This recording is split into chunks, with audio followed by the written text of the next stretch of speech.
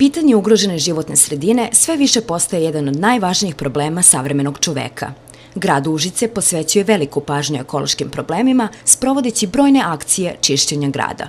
Ja bih ovom prilikom podsjetila na akciju koju smo u toku od 2 meseca u prethodnom periodu Kancelarija za socijalna pitanja i brigu o porodici zajedno sa službom Fonda zaštite životne sredine u saradnji sa Centrom za socijalni rad, koja se odnosila, da kažem, na čišćenje bliže okoline Užica i seoskih područja, gde je tom prilikom prikupljeno preko 500 metara kubnih kabastog otpada.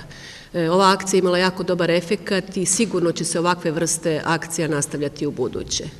Može se reći da je grad Užice rešio problem sanacije divljih deponija, ali napori koji se ulažu u očuvanju životne sredine nisu dovoljni.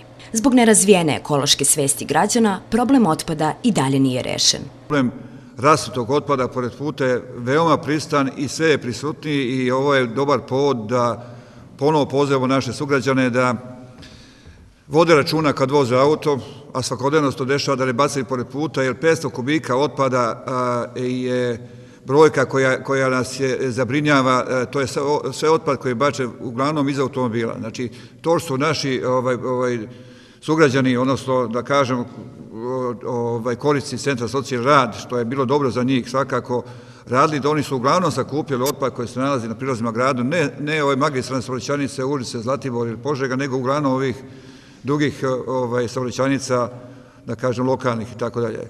I normalno u seoskim naseljima. Znači, nije radi se o divljim deponijama, nego o rastom otpadu koji svakodnevno i danas dok pričamo se baca iz automobila i mi ćemo tu akciju ponoviti negde u septembru ili avgustu, prosto da napravimo kontinuitet. Glavni cilj kampanje Ne prljamo Srbiju je promena kulture ponašanja građana, odnosno menjanje loših navika u odnosu na životnu sredinu. Jednostavno postoje neke stvari koje nisu samo pitanje novca, već pitanje vaspitanja, znači nešto što nosimo iz kuće. Tako da smatram da je svakako jako važno da mlade generacije, pogotovo decu, od malih nogu učimo kulturi ponašanja, kako u školi, na ulici, u prirodi, da jednostavno vode računa i kulturno se ponašaju i da vode računa o svojim postupcima, da doprinesu unapređenju okruženja u kome živimo i radimo da bude čisto i uređeno.